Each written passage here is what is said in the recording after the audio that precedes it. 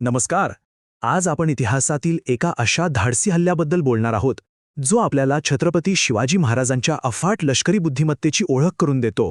चला तर मग सुरू करूया. कधी विचार केलाय की मुठभर सैनिक एका अभेद्य किल्ल्यावर ठाण मांडून बसलेल्या हजारो सैनिकांना कसा हरू शकतात?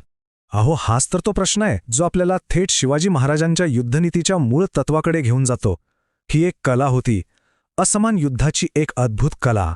पण ही गोष्ट पूर्णपणे समजून घेण्यासाठी आपल्याला त्या काळाच्या परिस्थितीत डोकावून पाहावं लागेल.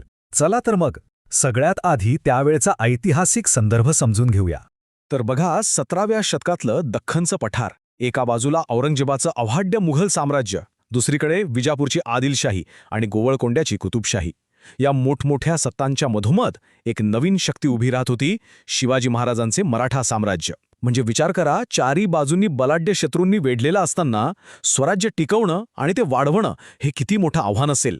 आता इतक्या मोठ्या संकटाला तोंड द्यायचे म्हणजे काहीतरी वेगळं, काहीतरी हटके करायला हवं होतं, नाही का? आणि इथेच शिवाजी महाराजांनी एक असा नाविन्यपूर्ण उपाय शोधून काढला जो इतिहासात अक्षरशः अजरामर झाला. आणि तो उपाय होता गनिमी कावा. आता गनिमी कावा म्हणजे काय?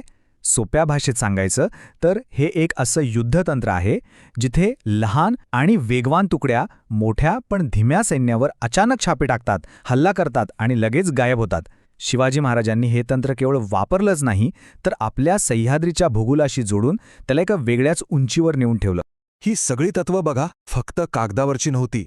महाराजांनी आपल्या प्रदेशाच्या भूगोलाचा इतका अचूक अभ्यास केला होता की त्यांनी सह्याद्रीच्या खडतर भूभागालाच आपलं सर्वात मोठं शस्त्र बनवलं. इथले डोंगर, दऱ्या, घनदाट जंगलं हे सगळे जणू त्यांचे मित्रच बनले होते, जिथे शत्रूचं मोठं सैन्य सहजपणे येऊन अडकायचं. पण अशी रणनीती यशस्वी करायला सैनिकही तसेच खास हवेत, बरोबर? आणि ते होते आपले मावळे. सह्याद्रीच्याच कुशीत वाढलेले, काटक शरीराचे आणि डोंगरदऱ्यांमध्ये लढण्यात एकदम तरवेज. हे योद्धे या नवीन प्रकारच्या युद्धासाठी अगदी परफेक्ट होते. चला तर मग आता या गनिमी काव्याचं एक सर्वोत्तम उदाहरण पाहूया, जिथे ही रणनीती प्रत्यक्षात कशी वापरली गेली हे स्पष्ट दिसतं. गोष्ट आहे सिंहगडावरच्या हल्ल्याची. तर लक्ष्य होतं कोंढाळा किल्ला.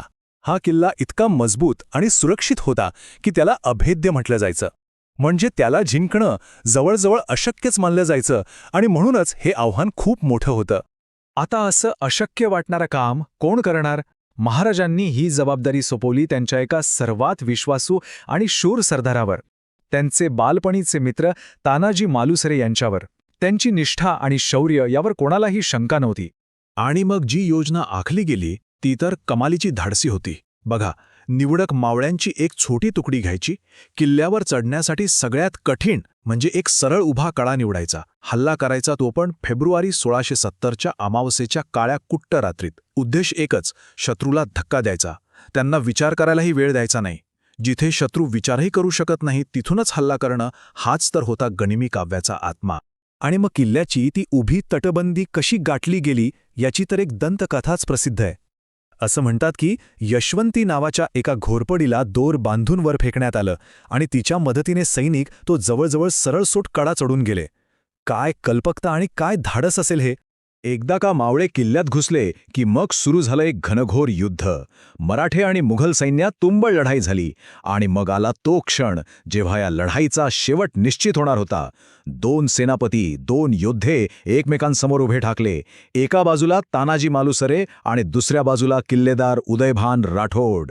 पण या विजयासाठी एक खूप कठोर किंमत मोजावी लागली. काय झालं पुढे? चला पाहूया.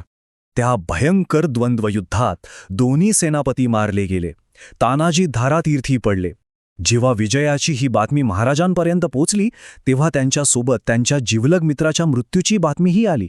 आणि तेव्हाच त्यांच्या तोंडून ते अजरामर वाक्य बाहेर पडलं, गड आला पण सिंह गेला. याचा अर्थ होता, गड तर जिंकला पण माझा सिंह मी गमावला. तानाजी मालुसरेंच्या याच अतुलनीय शौर्याला आणि बलिदानाला आदरांजली म्हणून महाराजांनी कोंढाण्याचं नाव बदलून सिंहगड असं ठेवलं. ही आठवण ही इतिहासात कायमची कोरली गेलीय. पण ही गोष्ट इथेच संपत नाही. आता आपण या कथेच्या एका वेगळ्या पैलूकडे वळूया. पाहूया की काळाच्या ओघात इतिहास कसा दंतकथा बनतो. इथे खूपच इंटरेस्टिंग गोष्ट समोर येते. उदयभान राठोडची 2 वेगवेगळी रूपं आपल्याला दिसतात. सभासद बकरीसारख्या सुरुवातीच्या जुन्या साधनांमध्ये उदयभानचं वर्णन फक्त एक महान योद्धा आणि किल्ल्याचा सेनापती असं केलंय. पण नंतरच्या काळात म्हणजे पोवाडे आणि कादंबऱ्यांमध्ये त्याला एक राक्षसी खलनायक म्हणून दाखवलं गेलंय, जो गायी खातो, ज्याला 18 बायका आहेत आणि जो कायम नशेत असतो. याचाच अर्थ 2 योद्ध्यांमधली एक साधी लढाई शतकानुशतके एका मोठ्या चांगल्या आणि वाईटाच्या लढाईच्या दंतकथेत बदलली गेली. अनेकदा ऐतिहासिक घटनांना काळाच्या ओघात असं पौराणिक रूप दिलं जातं. आणि हेच आपल्याला एका महत्त्वाच्या प्रश्नावर आणून सोडतं. जेव्हा एखादी कथा एखाद्या राष्ट्राला, लोकांना प्रेरणा देते, तेव्हा तिचा प्रत्येक लहान-सहान तपशील 100% खरा असणं गरजेचं आहे का? यावर नक्की विचार करा.